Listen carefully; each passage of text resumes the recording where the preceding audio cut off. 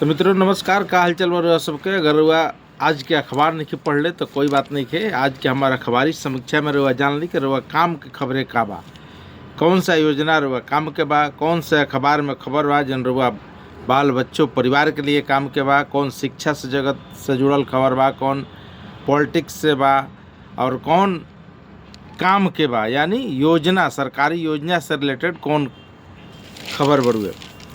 तो पहले हम बात करब अब सम्राट चौधरी के गृह मंत्री बनते ही काफ़ी एक्टिव हो गई बा प्रशासन। और गुंडा बैंक कहे के मतलब कि जो लोग कर्ज केहू के दिले बा, जैसे मान ली हम केहू के पैसा कर्जा के रूप में देनी, उनकर जमीन गिरवी रख ले बानी, उनका पर जो टैक्स मतलब जौन ब्याज बढ़ा रहल बानी, ब्याज पाँच रुपया सैकड़ा चाहे 10 रुपया सैकड़ा चाहे जैसे भी जो लोग दिले हो की, तो इस तरह का मनमर्जी और गुंडा मवाली वाला काम अब ना चली। ओकरा पर सरकार पूरा सख्ती करल बिया। पूरा जिला के पूरे बिहार के 38 जिला के एसपी के निर्देश दिया गया बा कि ऐसा कोई कर्ज से दबा हुआ परिवार है और ओकरा पर इस तरीका के कर्ज दे करके जमीन गिरवी रख ले बा, ओकरा के जल्द से जल्द उस पर एक्शन लेवे के बा, कार्रवाई करे के बाद छोड़ावे के बा। ये एगो बड़ा काम बड़े, क्योंकि सम्राट चौधरी जब से बने हैं तब से लगातार पुलिस में आमूल चूल परिवर्तन के साथ पुलिस में नए एक विकल्प देखे के मिल रहा बा। चाहे बहाली के मामला हो, चाहे नियुक्ति पत्र बांटने का मामला हो, अच्छा कोई भी ऐसा काम होके ओकरा में लगातार हो रहा बा। मुख्य सचिव, बिहार के मुख्य सचिव प्रत्यय अमृत साहब लगातार जुट गए हैं। अभी नहीं तो कभी नहीं के मंत्र के साथ राज्य में तीव्र तेजी से औद्योगिकरण विकास के लिए उच्च स्तरीय समिति के बैठक लगातार हर सप्ताह के मंगलवार के लगभग तय कर दिया गई बा। यानी सप्ताह के एक दिन समीक्षा हुई कि का कौन कौन उद्योग लगावे खातिर कौन कौन प्रपोजल आयल, ओकरा में का प्रगति भइल, कौन विभाग में रोड़ा अटकावल जा रहा, कौन विभाग से क्लियरेंस मिल गई, कहाँ मामला पूरा अटकल बा, ओकरा खातिर लगातार मुख्य सचिव एक्टिव है। और कह दिलवान कि फिनटेक सिटी से लेकर लगातार जो एआई हब और लगातार जो काम करे के बा ओकरा पर काफ़ी तेज़ी से काम करे के बा। पेपर लीक के जो कुख्यात रहे संजय प्रभात, रिमांड पर आर्थिक अपराध इकाई ओकरा के ले बिया। अब ओकरा से पूछताछ हुई, बड़ी दिन बाद हाथ लागल बड़न। एक बाद राज्य में खाद्यान्न वाहन ट्रैकिंग सिस्टम लगी, चूँकि खाद्यान्न जो भी खाद्य आपूर्ति के लिए गरीबों के अनाज के लिए जो वाहन आ रहा बा, जौन गाड़ी से खाद्यान्न आ रहा बा, ओकर जीपीएस ट्रैकिंग से लेकर तमाम चीज़ें कि कहीं बीच में गड़बड़ी ना हो जाए, घोटाला ना हो जाए, कोई बिचौलिया ना मार ले, एकरा खातिर लगातार काम हो रहा बा। राजस्व भूमि विभाग अंतर्गत जौन चकबंदी से लेकर के जौन भूमि निस्तारण और जौन भूमि विवाद निपटारा से लेकर के जौन भूमि के जौन रिकॉर्ड स्थापित कल जाते रहे, ओकरा के लगातार अब काम शुरू करे खातिर मार्च तक के समय मंत्री जी के द्वारा दे दिया गई बा। और एकरा में देश में मशरूम के उत्पादन में बिहार 11% के योगदान दे रहा बा। मतलब अगर विश्व में बात करब तो चाइना नंबर 1 पे बा। ओकरा बाद भारत में अगर बात करब तो 11% उत्पादन करके बिहार भारत के मशरूम के सप्लाई कर रहा बा। गांव घर में करके हमने के टनकस कहत रही जब पहले बरसात के दिन में पुआल पर होत रहे, सड़ल पुआल पर खलिहान में जा के हमने के चुनत रही जा। उठन का सब मशरूम एक बड़ा व्यवसाय, बड़ा उद्योग के रूप ले बा और ओकरा पर काम हो रहा बा। 2010 में 480 टन मशरूम के उत्पादन भइल रहे, बढ़ के 4,10,310 टन उत्पादन हो गया। सोची कितना तेजी से बढ़ल। 2010 में कहा 480 टन, अब 4 लाख टन लगभग उत्पादन बिहार में हो रहा बा।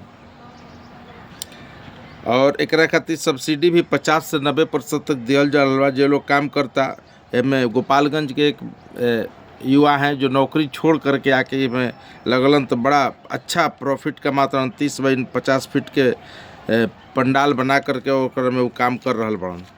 ऐसे वैशाली के हाजीपुर के राजीव रंजन इंजीनियरिंग के पढ़ाई छोड़ करके इंजीनियरिंग के नौकरी एमएनसी कंपनी में छोड़ करके उत्पादन में जोड़लन। तो जे व्यवसाय में लागल बा, ढंग से लागल बा, ओकर काम हो रहा बा। कहे के मतलब कि कहीं अब समस्या नहीं है कि नौकरी एगो आधार बचल बा।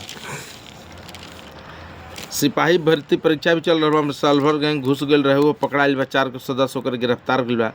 केंद्र ने एयरलाइंस से पूछा है कि नाकाम रही है सरकार की व्यवस्था। अगर एयरलाइंस नाकाम रहल तो सरकार वो दौरान का कैलस, कौन ऐसा काम कैलस जोना से यात्री के सुविधा मिलल, जौन बुजुर्ग दंपति यात्रा करे के रहे उनका सुविधा मिलल, जो दुल्हा दुल्हन के सुविधा करे के रहे हनीमून मनावे जाए उनका सुविधा मिलल, यात्री के कितना परेशानी भइल।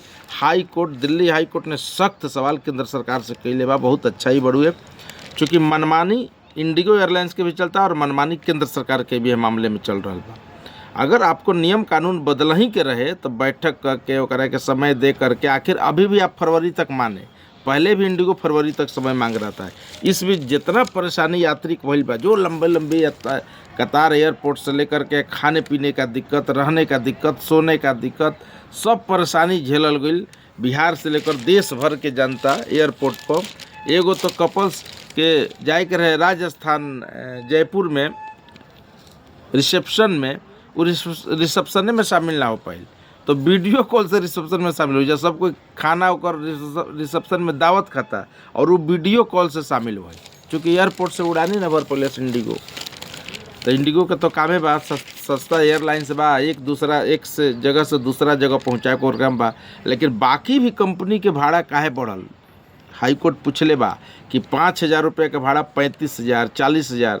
कल हम बतावत रहे कि कल एक यात्री यहाँ से बेंगलोर जा रहे थे, 75,000 में एक टिकट खरीदे हैं। 2 टिकट का दाम लगभग 1.5 लाख रुपया दे करके गए हैं। वो एयर इंडिया का था, मतलब एयर इंडिया का रहे, वो इंडिगो के ना रहे। तो एकरा इंडिगो के आड़ में भी बहुत सारी कंपनियां बहुत पैसा कमैलस, लेकिन अभी तक केंद्र सरकार का कैलस ओकरा बारे में अपन अधिकारी ओकरा ऑफिस में बैठा दिल बा, लगातार मॉनिटरिंग कर रहा बा, पूरा सख्त बा DGCA। लेकिन अंततः फ़ायदा केकरा मिलल? फ़ायदा तो यात्री के ना मिलल, फ़ायदा तो एयरलाइंस कंपनी के मिलल। और केंद्र सरकार एमे एक्शन लेत रह गई, फिर भी परेशानी में झेलत रह गई पूरा जनता।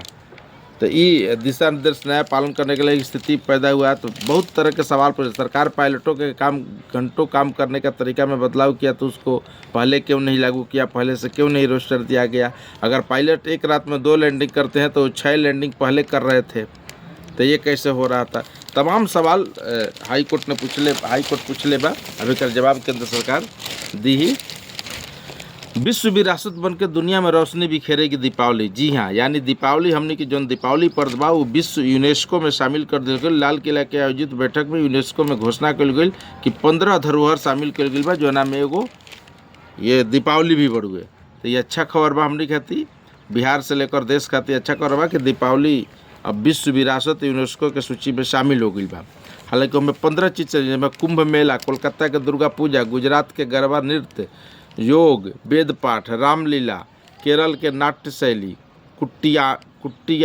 कुटियाट्टम, गढ़वाल के त्यौहार स्मरण, लोक कलाओं में आधारित छऊ नृत्य, राजस्थान के नृत्य कालबेलिया, केरल के नृत्य नाटक, लद्दाख के बौद्ध मंत्रोच्चारण, मणिपुर का नृत्य, पंजाब के ठठेरा द्वारा पित्तल तांबे की कारीगरी, पारसी त्यौहार नवरोज शामिल हो गया। मतलब 15 त्यौहार शामिल भइल बा, जो में दीपावली भी। हालांकि अभी छठ नहीं भइल, छठ के भी शामिल करावे के लगातार कोशिश चल रहा बा। और छात्र ध्यान दीजिए, CBSE 10वीं की परीक्षा अलग अलग खंड में अगर आप उत्तर देंगे तो आपका अंक कट जाएगा। यानी सेक्शन अ, ब, स, चाहे सामाजिक विज्ञान होके चाहे विज्ञान होके, एकरा में अगर अ में जीव विज्ञान, ब में रसायन विज्ञान और स में भौतिकी विज्ञान बा, तो यही उत्तरखंड में भी, मतलब उत्तर जो प्रश्न पत्र हुआ कि प्रश्न पत्र के साथ उत्तर पत्र भी मिल रहा, उत्तर पुस्तिका। तो उत्तर पुस्तिका में भी अलग अलग खंड में अलग अलग सवालों के जवाब देगा। मतलब अगर अ खंड के सवाल के जवाब देता नहीं तो अ खंड में, यानी उत्तर पुस्तिका के 3 भागों में डिवाइड कर लेवे के बाद, और डिवाइड करके एक अ, एक ब, एक स बना देवे के बाद 2-2 4-4 पे छोड़ के अ खंड के उत्तर, अप्रश्न खंड के उत्तर अ में देवे के बाद उत्तर पुस्तिका में, ब के ब में, स के स में। अगर ऐसा ना करब तो CBSE के जो परीक्षार्थी बा उनका नंबर कट जाए, यानी उनकर जोड़ेबे ना करे उत्तर दिला के बावजूद भी, तो एक नुकसान रुआ सबको हुई। तो CBSE के छात्र पर ध्यान दे। DIG रैंक के अधिकारी की 1.5 करोड़ की संपत्ति जब्त करने का आदेश हो गया है। प्रवर्तन निदेशालय शिवेंद्र प्रियदर्शी के खिलाफ कार्रवाई कैले बा। सुबह 8:30 बजे से शाम के 4 बजे तक 8वीं की कक्षा चली। ठंडा के मौसम बढ़ते हुए सब सब आदेश आ रहा बा। प्रगति यात्रा के दौरान जितना मुख्यमंत्री योजनाओं के घोषणा के लिए सबके प्राथमिकता पर पूर्ण करे के पूरा अवसर दिहल गई बा। एकदम तेजी से उसमें कोई तरह के कोताही नहीं के बरते के। बच्चों के नींद और बचपन छीन रहा बा शॉर्ट वीडियो। जी हाँ, ये बड़ा महत्वपूर्ण खबर बा। माँ बाप ध्यान दीजिए। रउआ सब अगर बच्चा के मोबाइल दे दें, हालांकि हमरो बच्चा मोबाइल लेवेला का करी, लेकिन थोड़ा कम हम कैले बने तो थोड़ा टाइम ड्यूरेशन कम करे के पड़ी। एकरा के अलग अलग तरीका बा, अलग अलग टेक्निक बा, अपनावे के पड़ी। अगर बच्चा के रुआ मोबाइल दे देता नहीं, खासकर मम्मी अपना काम में रुआ सब लग जाता नहीं, बच्चा घंटों मोबाइल देख रहा बा, शॉर्ट वीडियो छोटा छोटा वीडियो आवता, ओकर काफ़ी नुकसान हो रहा बा। आँख से लेकर दिमाग से लेकर के सब चीज़ पर नुकसान हो रहा बा। तो ओकरा के रोके खातिर बहुत घंटों वीडियो के स्क्रॉल करने पर बच्चों के मानसिक विकास पर असर पड़ता। बच्चों के शॉर्ट वीडियो देखे से अंतहीन फंड बंद करना और तुलनों से ज़्यादा मतलब ओकरा में मानसिक स्थिति जो बा ओकर कमज़ोर लगातार हो रहा बा। कहे के मतलब नींद भी कम आ रहा बा। नींद जब कम ली बच्चा तो ऐसे ही परेशानी हुई, क्योंकि मोबाइल देखे में वो व्यस्त रहता। तो ये सब चीज़ ध्यान देवे बहुत जरूरी बा। आपका पैसा आपका अधिकार अभियान में भाग ले। प्रधानमंत्री नरेंद्र मोदी आपका पैसा आपका अभियान के तहत 2 महीने में 200 करोड़ रुपए की लावारिस संपत्तियों को सही मालिकों को सफलतापूर्ण लौटाए जाने के लिए एक अभियान चलाए हैं। जेकर पीएम मोदी ने एक पोस्ट पर अपने लिखा है कि जेकर भी निजी बैंक में या LIC में या कहीं भी पैसा जमा करा कर वह सब भूल गई बनी, तो पैसा निकाले खातिर वह कोशिश करी। सरकार एकरा खातिर कैंप लगा के पैसा दिहल चाह रहा बा। ई बड़ा खबर बड़ुए। फतुआ में फिनटेक सिटी निर्माण के लिए रफ्तार पकड़ ले बा। DM वही जाके जमीन के मुआयना कर ले बड़ा। अधिग्रहण के आदेश जमीन के दे दिले बड़ा। 242 एकड़ में 408 करोड़ के लागत से पूरा फिनटेक सिटी बनी। ये फतुआ की जैतिया मौजा में 242 एकड़ भूमि चिन्हित कल गई बा। एकरा में AI हब से लेकर के बड़ा कंपनी के पूरा युवाओं को प्रशिक्षण दे करके ट्रेनिंग दे करके ओकरा के पूरा ट्रेंड कल जाए और वजह से मैन पावर के सप्लाई हुई। बहुत बड़ा चीज़ हो रहा बा पटना में। अगर ये हो जाए बिहार के लिए तो लाखों युवाओं के कल्याण जरूर हो सकेला, इसमें कोई शक नहीं। एक बाद पटना एयरपोर्ट से देखिए 31 जोड़ी फ्लाइट का परिचालन हुआ, 10 गो फिर रद्दे रहल। 15 दिसंबर तक सामान्य होकर के बढ़ुए। तो जे लोग फ्लाइट से जाता तनी सोच समझ के यात्रा करे। शाम और सुबह में ठंड बढ़ रहा बा तो तनी ध्यान से रहे के जरूरत बा। सावधानी स्वास्थ्य के प्रति जरूर बरती, नहीं तो तुरंत लापरवाही हुई तो दिक्कत हो जाए। 1 से 8वीं तक के द्वितीय त्रैमासिक परीक्षा 15 तारीख से शुरू हो गई बा।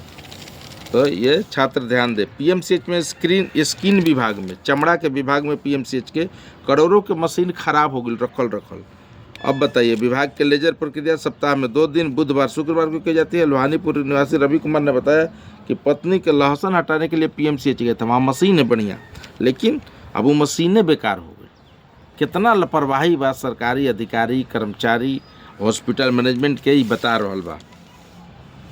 जिला स्वास्थ्य सूचना प्रणाली में स्वास्थ्य व्यवस्था में पटना आगे बा। यानी पटना हर हॉस्पिटल में रजिस्ट्रेशन करावे में देखावे में आगे बा। एक तरफ मशीन भी खराब हो रहा बा, मतलब डेटा भी सुधारल जा रहा बा और गुणवत्ता मिलल कि ना एकरा पर केहू के ध्यान नहीं है। एगो बड़ा महत्वपूर्ण खबर बा। खगौल ओवर ब्रिज से रूपसपुर ओवर ब्रिज जौनी नहर वाला रोड बा, ई काल से 1 जनवरी तक बंद रही। तो जे लोग एकरा से आवे जाए के बा सीधा एकदम दानापुर स्टेशन होते हुए सगुना मोड़ होते हुए सीधा एकदम फ्लाईओवर पकड़े के बा। ई वाला बंद होकी। एकरा में काहे बंद होती? वो 132 kV संचरण का वो जो लाइन बा, बिजली वाला लाइन बनाए गए रोड के पूर्वी फ्लाइंग पर ओवरहेड 132 kV संचरण का परिपथ बनाने के लिए मोनोपोल ट्रांसमिशन टावर की स्थापना करे के बाद एकरा खातिर बाधित रही। अनुमंडलाधिकारी दानापुर के बताई हैं। तो आप लोग थोड़ा सावधानी होकर पर रहिए, नहीं तो कल से परेशानी हो जाए। आज ही फिर पुलिस रोक दी तो परेशान तो हूँ होकर और फिर बाद में सरकारों के गाली देवे तो गाली देवे करब। हाजीपुर दिघवारा समेत 2 दर्जन स्टेशनों पर टिकट बुकिंग एजेंट के लिए चयनित होंगे। यानी रेलवे अब टिकट जनरल के टिकट बुकिंग करे खातिर प्राइवेट हाथ में दे रहा बा। मैट्रिक पास युवाओं को आमंत्रित के लिए कि आके अपन टिकट बुकिंग करे के जिम्मा संभालिए। आप आवेदन कीजिए, सरकार रेलवे आपको आवेदन करिएगा। वो आवेदन को जांच पड़ताल सब कुछ करला के बाद रेवा के स्टेशन में टिकट जनरल काटे खातिर स्टेशन के परिसर के बाहर या स्टेशन में कोई एगो जगह चिन्हित करके दी। एकरा से कमीशन रुआ मिली, रोजगार भी बढ़ी और रुआ के खास करके मैट्रिक पास जो युवाओं के रोजगार कम करे खातिर सब फैसला उठावल जल बा। बिहार सरकार कह रही कि 5 साल में 38,000 कुओं के हम सूरत बदल दिए, मतलब 38,000 कुआं के जीर्णोद्धार हो गई बा जल जीवन हरियाली मिशन के तहत। ये ग्रामीण विकास मंत्री श्रवण बाबू बतैले बड़ो। उच्च शिक्षण संस्थानों में स्टार्टअप और इकोनॉमिक्स की तैयारी है, यानी अब जो विश्वविद्यालय बा ओकरे में चयन कर लिया कि कौन छात्र स्टार्टअप कल चाहता, कौन छात्र नौकरी। अगर जो स्टार्टअप कल चाहता तो ओकरा के वही से सुविधा प्रोवाइड कल जाई विश्वविद्यालय से ही, ओकरा के ट्रेनिंग से लेकर तमाम चीज़ दिया जाए कि कोई इस तरह के कोई परेशानी ओकरा ना आवे। ये पूरा कहानी बड़ी है। अब देश विदेश के तनी खबर देख लिया। अंतर्राष्ट्रीय स्तर के खबर का बात, ADB Asian development bank Bharat के विकास दर के 6.5% के बजाय 7.2% कहा है रहेगा, यानी बेस्ट है। चांदी और सोना के बड़ी उछाल आयल बा। चांदी के बात करब तो चांदी एक दिन में 11,500 रुपये किलो पे बढ़ल बा, यानी जौन चांदी 10 तारीख के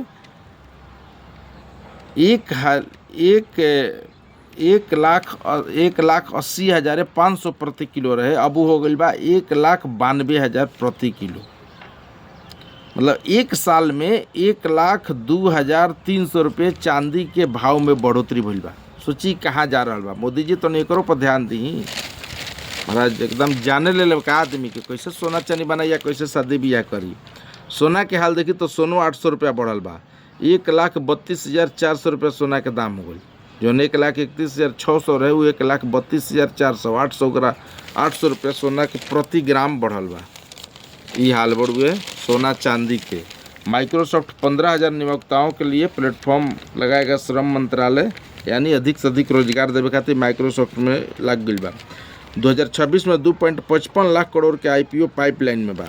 लगातार ऊपर नीचे हो रहा बा शेयर बाजार, एक बावजूद भी उससे कोई दिक्कत नहीं है। लगातार निवेश करे खातिर IPO लावे खातिर लोग प्रयासरत बढ़ुए। अमित शाह के भाषण तरुआ सब सुन लियो हम काल सदन में कैसे एकदम गड़गड़ौले रन हिलौले बड़न। पूरा राहुल गांधी से लेके पूरा एकदम कांग्रेस के और पूरा विपक्ष के बोलती बंद कर दिलन SIR के मुद्दे पर। और SIR में बतौलन कि चुनाव सुधार काहे होखल जरूरी बा, काहे कईल जरूरी बा, वोट चोरी के कैले बा। इंदिरा गांधी पर सीधा आरोप, राजीव गांधी पर सीधा आरोप, पंडित जवाहरलाल नेहरू पर सीधा आरोप लगाते हुए अमित शाह ने दूध का दूध और पानी का पानी साफ कर दिया है। देश को लोग देख रहा है तो समझ रहा है कि सही में कांग्रेस जो बात कर रही है और राहुल गांधी खासकर जो बात करता हूँ एकदम झूठे बात करता हूँ। खेल के विषय में अच्छा खबर बा कि खेल अकादमी राजगीर में एसोसिएशन हॉकी फेडरेशन के मान्यता मिल गई बा। ये अच्छा खबर बा। तो धन्यवाद। ये आज बात डेवलपमेंट के खबर हुआ से रिलेटेड। ये पूरा खबर आज के पेपर में जो अखबार में छपल बा डेवलपमेंट से रिलेटेड बा। तो 15-20 मिनट के समय देव तो पूरा अखबार पढ़ लेब। अखबार पढ़े में 1.5 से 2 घंटा लगेला। बढ़िया से अखबार पढ़म तो हम पढ़ के तब रुआ के इतना चीज़ ब्रीफिंग करतनी, तब ई वीडियो देख लेब तो रुआ अखबार पढ़े की जरूरत नहीं है। सब महत्वपूर्ण खबर है में पहुँच गई बा। तो धन्यवाद, नमस्कार। रुआ सब देखत रही, यही तरह के लाइक सब्सक्राइब करत रही, कमेंट करते रही, बताओ नहीं कुछ कमी हुई तो ओकरा के सुधारल जाई। धन्यवाद, नमस्कार।